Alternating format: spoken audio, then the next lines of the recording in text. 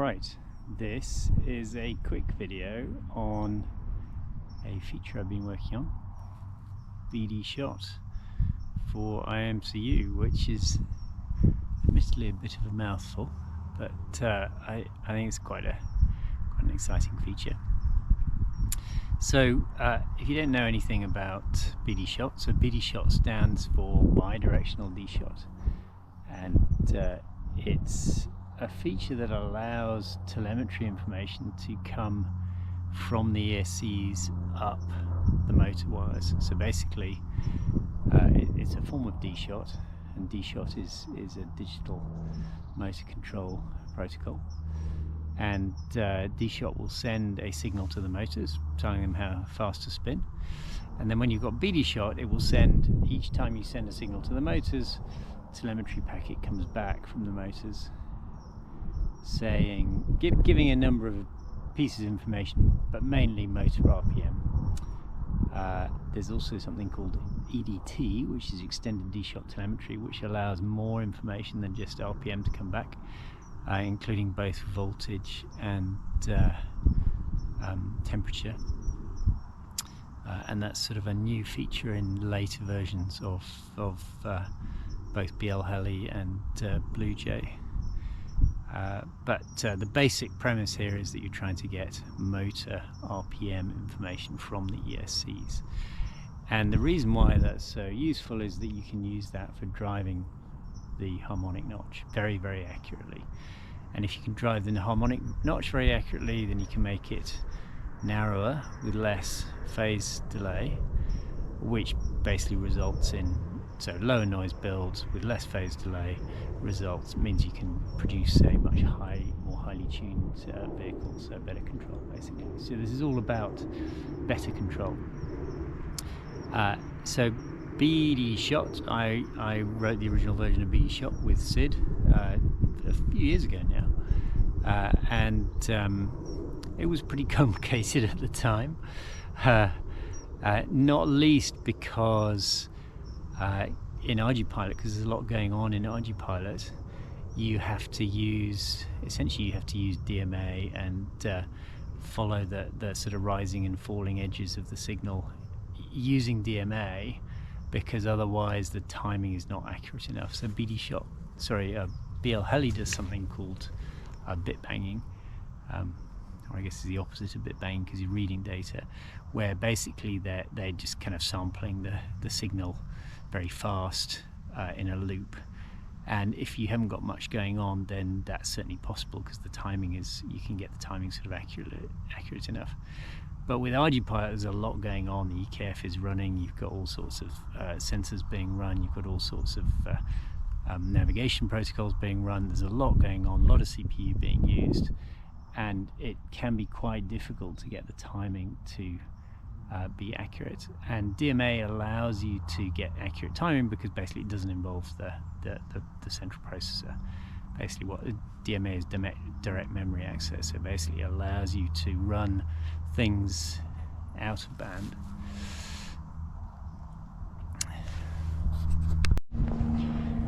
So that's the sort of summary of bdshot.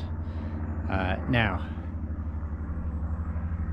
until very recently, iomcu, which is a separate processor, a co-processor on some of the higher end flight controllers like PitTalk, until recently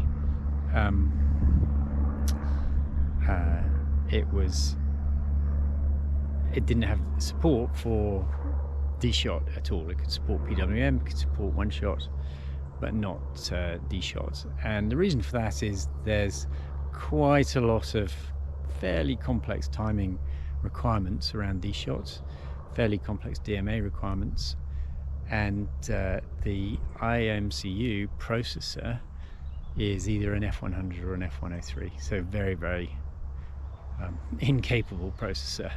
You might wonder why they're using that on a flight controller, but they are. So that was until recently. Now, kindly recently, QPilot sponsored me to develop or finish the development of dshot for iomcu. This is a piece of work started by Sid, and then I completed that work. It was actually a pretty complicated piece of work, not least because one of the things about the F100 and F103 is that the DMA allocations, the DMA it's an integral part of dshot. The DMA allocations are both fixed and fairly inflexible, and you need basically DMA to go fast in a lot of different circumstances. And the DMA allocations in particular, there was one being used for what's called the high-speed UART. So this is the serial connection between the iomcu and the main flight control CPU.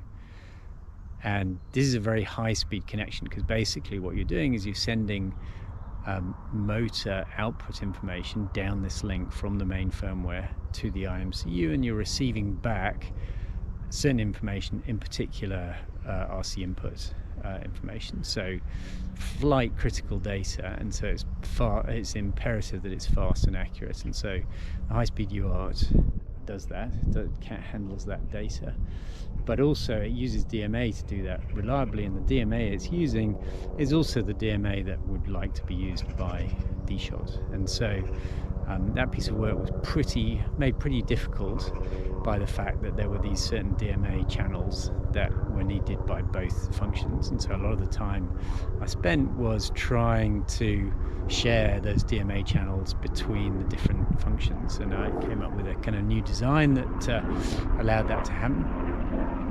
And that was successful, but it was a very hard piece of work, 2 or 3 weeks worth of work.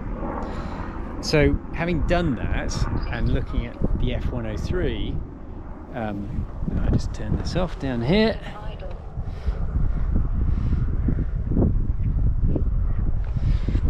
Having looked at the F103, I thought actually bdshot might work on this. So the F103 is a bit more capable than the F100, which is pretty slow and pretty incapable.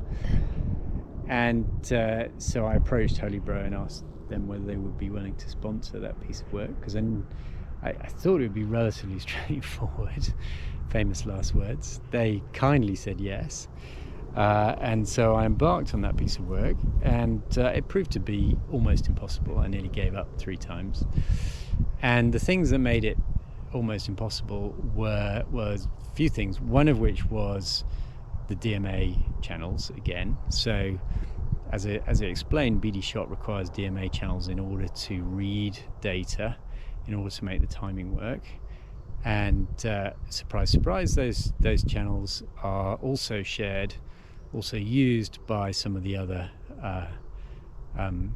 capabilities on the iomcu, in particular this fast UART again. And so I had to fix the sharing capabilities. But then the other thing I found was a couple of things. So F100 doesn't have support for doesn't have good support for alternate functions on GPIO pins. So alternate functions are the things, these are the functions that peripherals use, and you can basically specify what happens to those pins when the alternate function is selected. So in the case of dshot and bdshot, the alternate function peripheral is the timer, so it's the timer doing the input and the output, and you can specify what the pins are doing for those alternate functions, whether they're reading or writing data.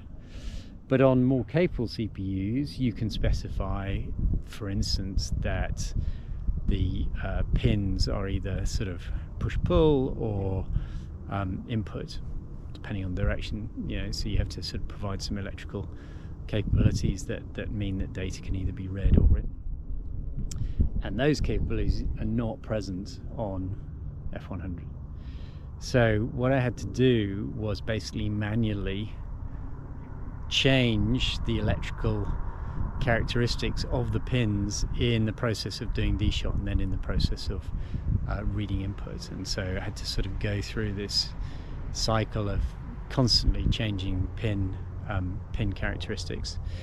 But one of the challenges I faced was that what I found was that if you change the wrong thing at the wrong time, you get like a spike on the line, or a sort of spike down, as it were, because bdshot's inverted. And those spikes could be read as motor data or read as corruption of the motor data. And so basically, anytime you got a spike, the motors wouldn't work. And so I spent a long time trying to remove those spikes, and it boiled down to sort of careful enabling and disabling the peripheral at the right time. And I was eventually able to do that, but it took quite a while.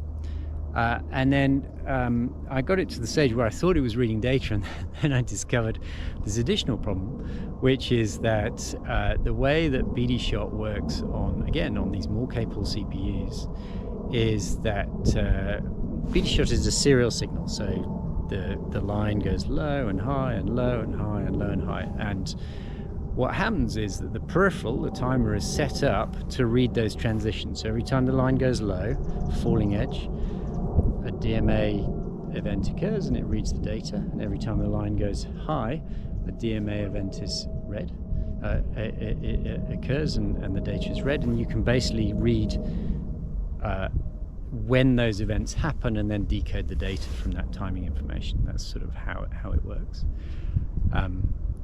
But what it turns out is that on F100, F103, I was only trying it on F103, you can only detect transitions in one direction. So you can either detect rising signals or you can detect falling signals, but you can't do both at the same time, which is a little bit of a problem because it basically means you can't read the data. And this again was a problem that sort of almost made me give up.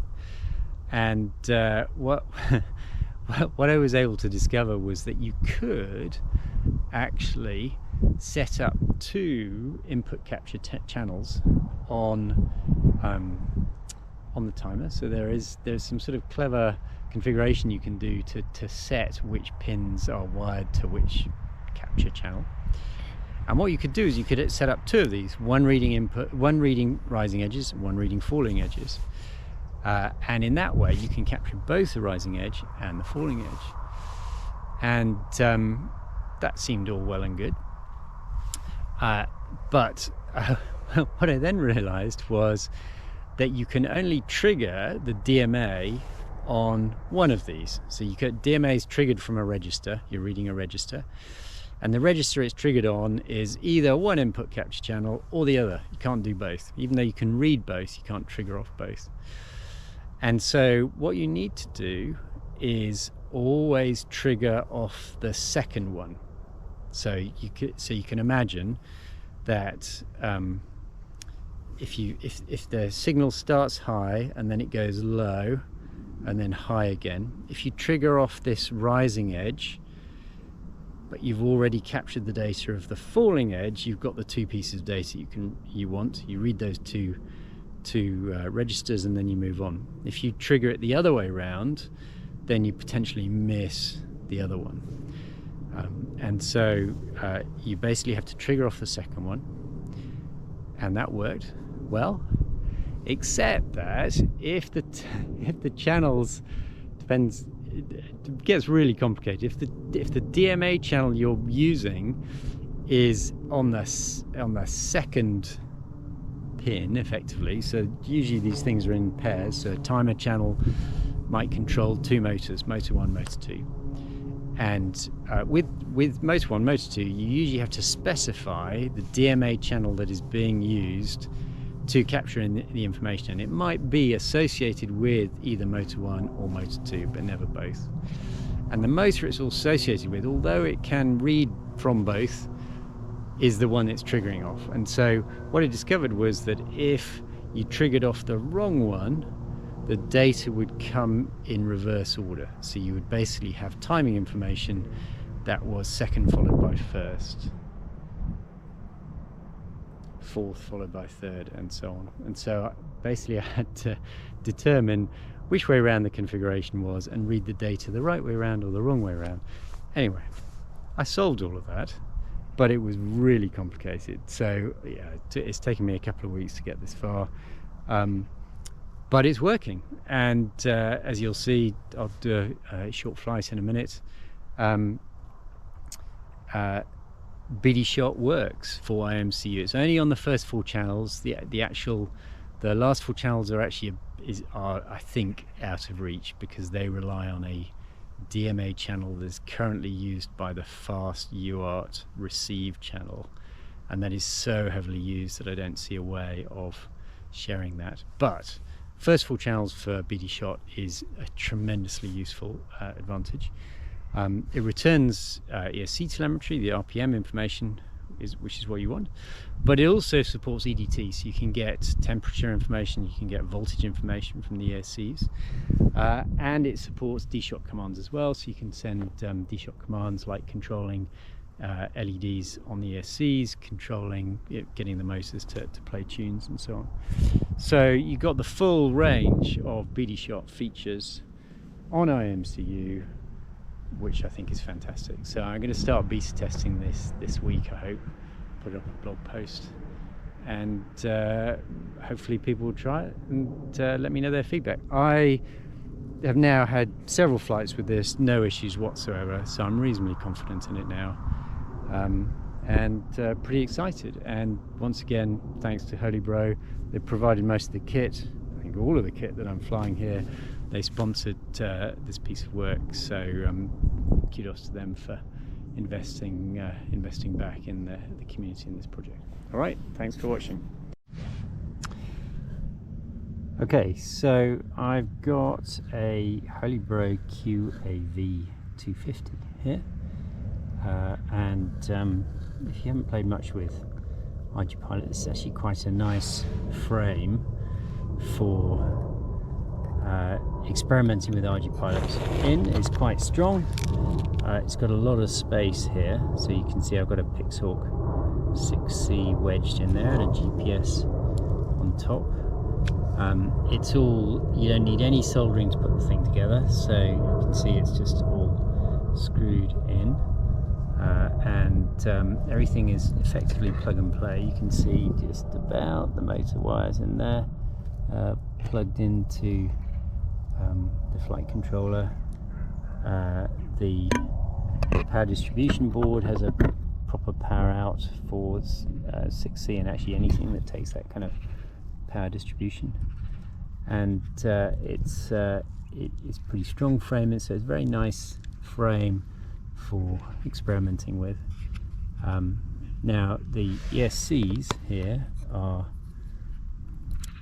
BL Heli S, so they're not BL Heli 32. So BL Heli S doesn't allow you to have any telemetry over a UART. There's no separate pad for that.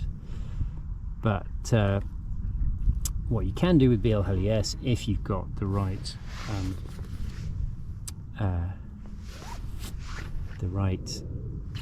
chip on the ESCs, is load BlueJ up, and BlueJ is what allows you to run bi-directional dshot. And so I did that. I flashed these with BlueJ 0.19, I think, and I've set up the various harmonic notch settings for ESC telemetry, and what I'm going to do is just pop this here so I can plug it in. Just got this. Okay. Hopefully that won't fall over, but it might. So I'm going to plug it in here.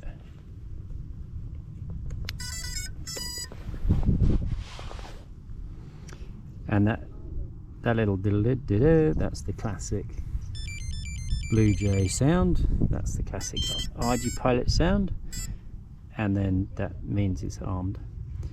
Now,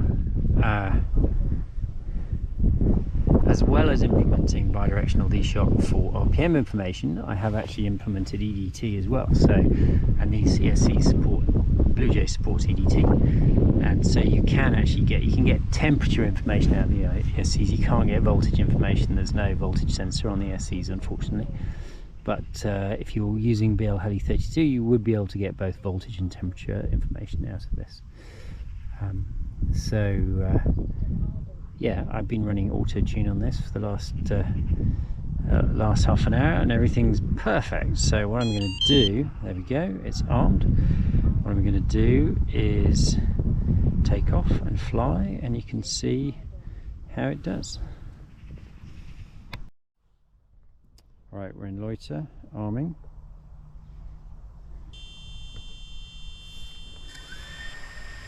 Armed. Off we go.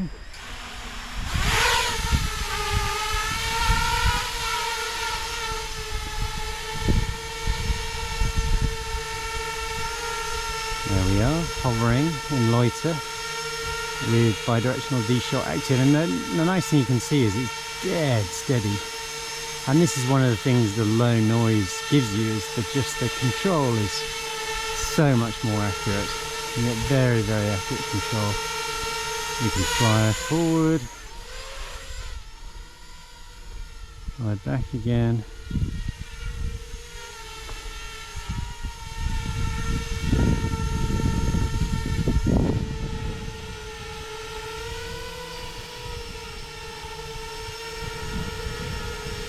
I'm very happy with that. Job well done. Alright, had to completely redo this video because there's no audio. Clearly a bit too early in the morning, haven't had enough coffee. So this is just a short video on how to set up bdshot on iomcu. So what I've got is a Pixhawk 6X bdshot version. And you have to pick the bdshot version if you want bdshot on iomcu at the moment, which seems sensible. I've got my new firmware loaded on it. And just as a reminder, for setting up dshot on iomcu, you have to have this setting board IO dshot set to 1, and that loads the right firmware, so I've got that set.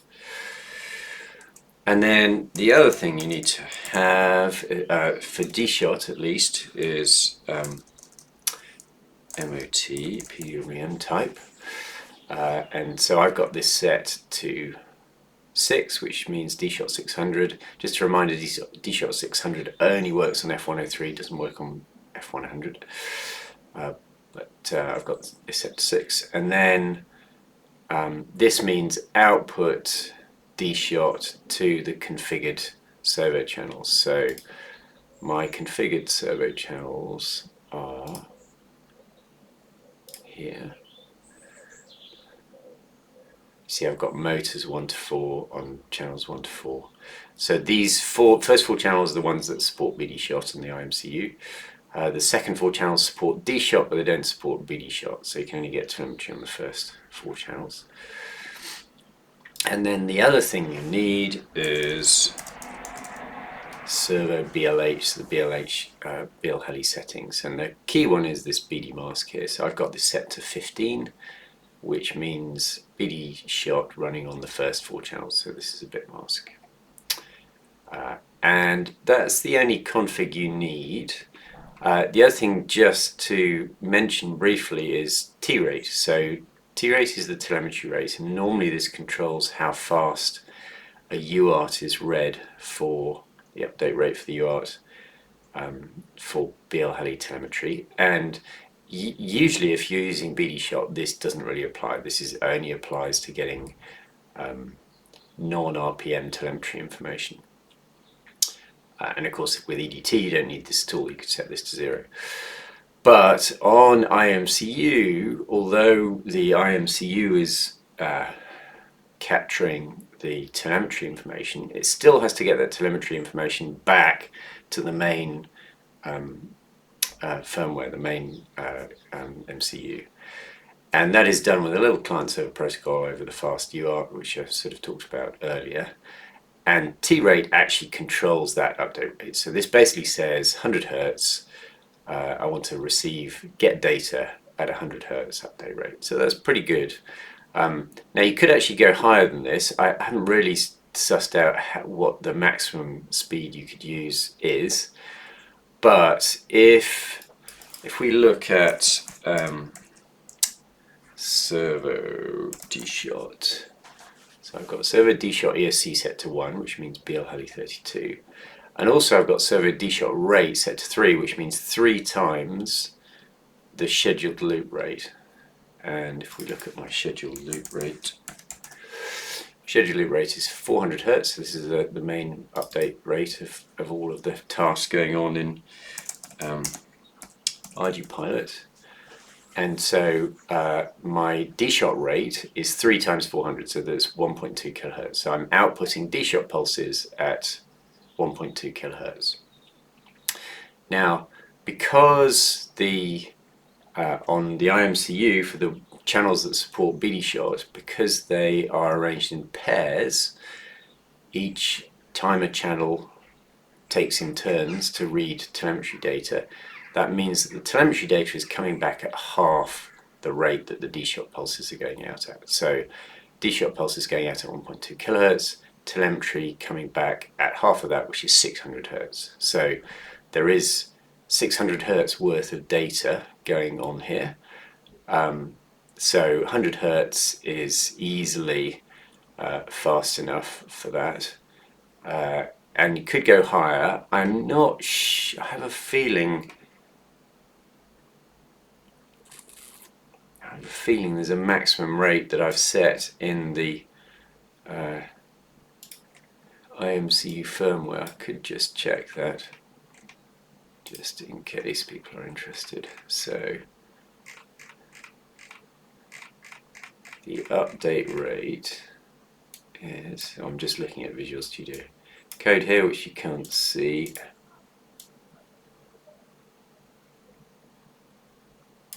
And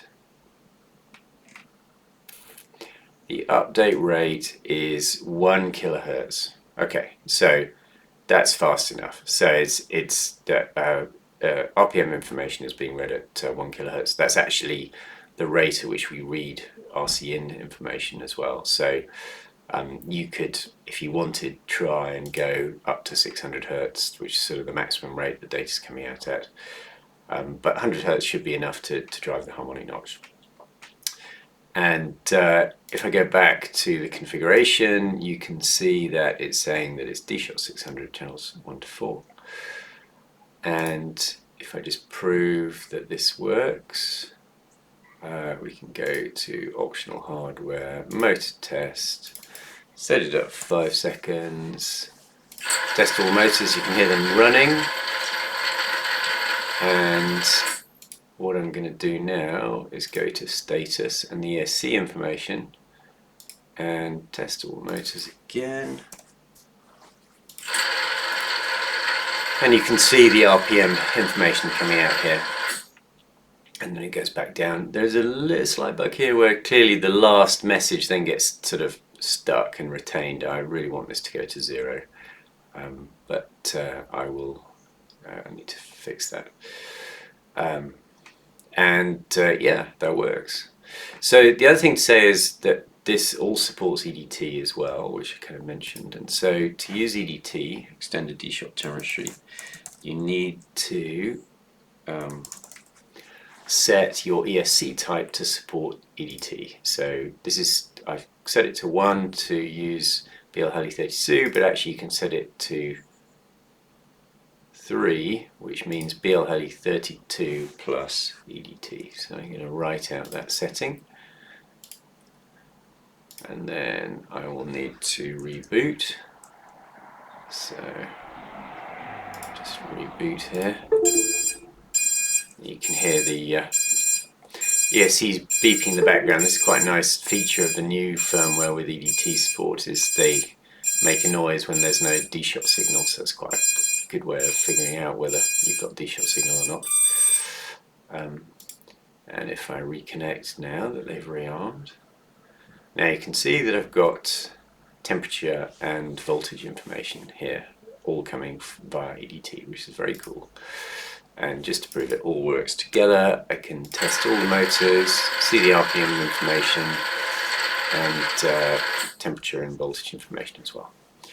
So that's all you need to do to use bdshot on iomcu. It's a pretty cool feature. I like it a lot. I've run auto tune on this Holy Bro QAV 250, no issues at all. All seem to work very, very well. So I'm hoping some others will beta test this for me, and so we can get it into master and let everybody enjoy the fun. Very good. Thanks for watching.